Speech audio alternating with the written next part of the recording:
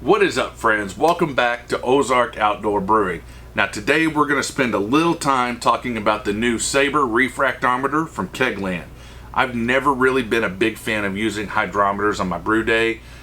They're easily broken. I've gone through several myself. I'm sure many of you have as well. You need a larger sample size of your wort. You got to take the time to cool it down. Refractometers make that process a little bit simpler. The Saber is no exception to that, but it also has a few features that I've enjoyed, and I wanted to share my thoughts and opinions on it with you and get your feedback as well. So come along, let's review some gear.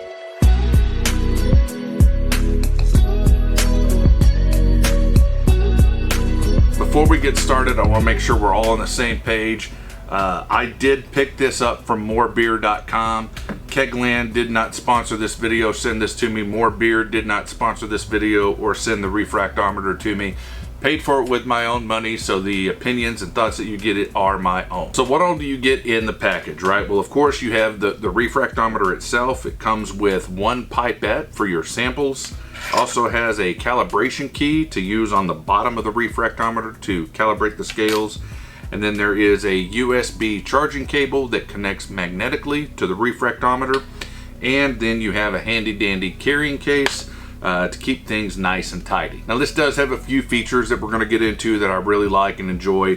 One of them that may not jump out at you immediately is the calibration port down here on the bottom. It actually will allow you to set that on the port itself and keep it from rock and rolling, going all over the place.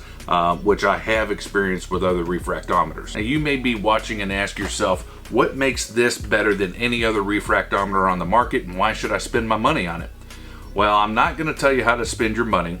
I don't know that this is the best refractometer on the market, but I can tell you a few of the features that I like about it, and then you can make your own informed decision. First off, this is made by homebrewers for homebrewers.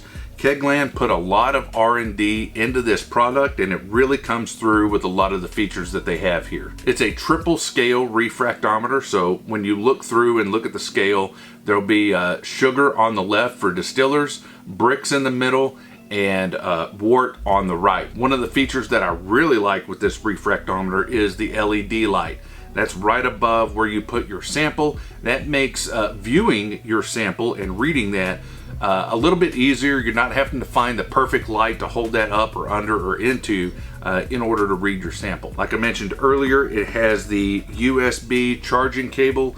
Now, the cable could be a little bit longer in my opinion, but it is nice that you can plug it into any USB outlet and then magnetically attach the charging piece to the refractometer itself. It's very well built, sturdy construction. It's very durable. It's also waterproof as well. Readings are almost instant compared with a hydrometer. You don't need that large wort sample. You just draw a little bit of your wort into the pipette, dribble a little bit on the faceplate. It does have automatic temperature control.